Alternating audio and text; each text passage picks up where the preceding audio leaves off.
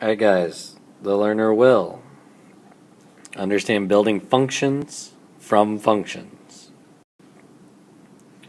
So, what you'll learn about combining functions algebraically, the composition of functions, relations and implicity, define functions, and why most functions that you will encounter in calculus and in real life can be created by combining or modifying others. So they all build off something previous. Okay, so these are the things we're going to be doing. Okay? Add two functions together, subtract, product, and quotient. Okay? In each case, the domain of the new function consists of all the numbers that belong to both the domain and the domain of f and domain of g. So it has to belong to both, not one or the other, but both. Okay? So here's f of x, here's g of x. We need to do these. So let's work on A.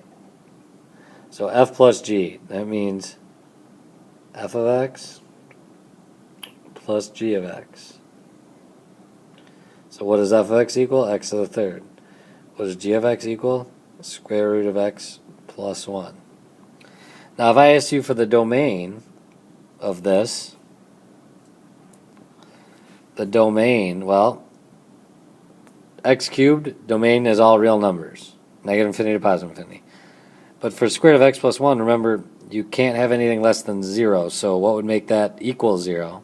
Negative 1. So the domain for this would be negative 1 to positive infinity. Okay?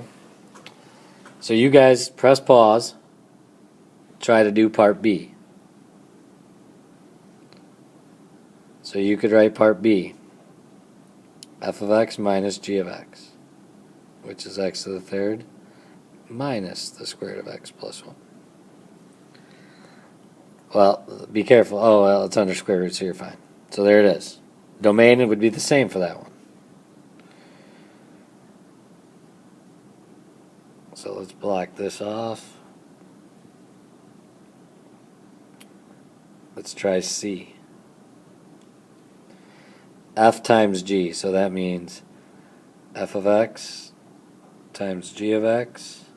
So x to the third times square root of x plus 1. So what do we do here? That's a good question. Think about this real quick. That's it. You're done. Now, and that's just a 1. Has domain changed? Nope. So the domain, this is good for A, this is good for B, and this is good for C. That's the domain for all three. So let's look at D. So f of x divided by g of x. So you could say x to the third divided by square root of x plus 1. Now, think about the domain here. There's two pieces. One, you can't have the square root be negative. And 2, can the denominator equal 0? No. So instead of this up here, the domain of this one is going to be negative 1 to infinity this way. Because remember, that means cannot equal. So there's multiplication, division, addition, subtraction. Okay? Composition. So there's a couple different symbols. Here, this means composition, so does this. It means you're taking a function, substituting in for the other function. Okay?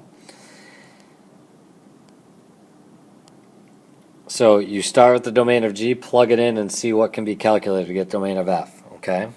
So a visual representation of this. Okay.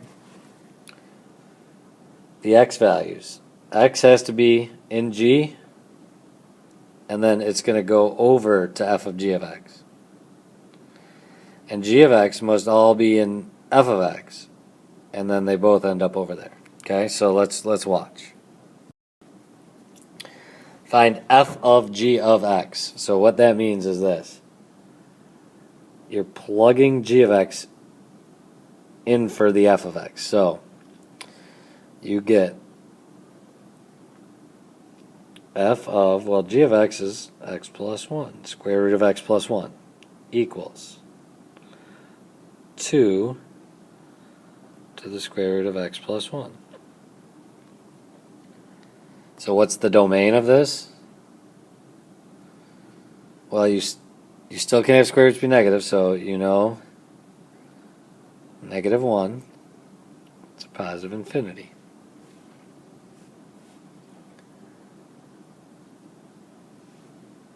Okay?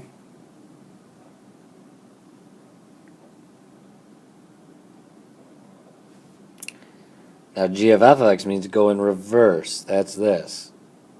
That means plug f of x in for g. So you have g of, what does f of x equal? 2 to the x. So you get equals square root of 2 to the x plus 1. Well, now let's think.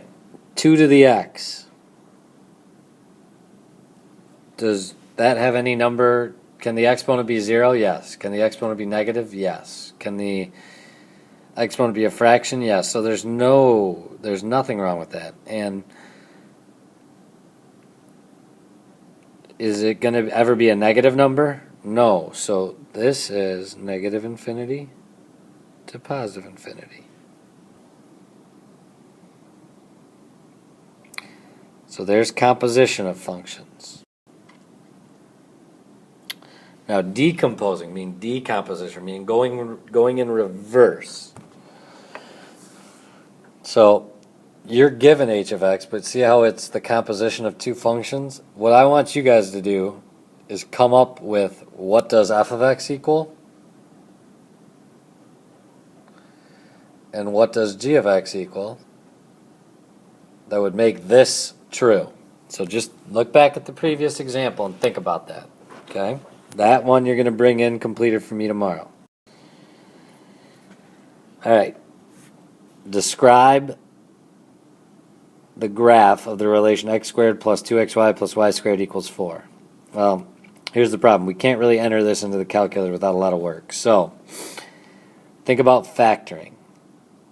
Well, this right here is perfect squares everywhere. So this is actually the same thing as x plus y squared equals 4. Take the square root of both sides, you get x plus y equals positive or negative 2. Subtract the x, you get y equals negative x plus or minus 2. So let's look at this. I have y equals negative x plus 2, y equals negative x minus 2. What are those? Those are linear parallel lines. That's what it is. So implicity defined function means we've never really seen this, but we could transfer it into, so you have to be able to transfer things and think about things that we've learned and transfer them in to things we've already learned. Okay? We've learned linear equations before. So don't forget to bring that previous problem in and be ready to work.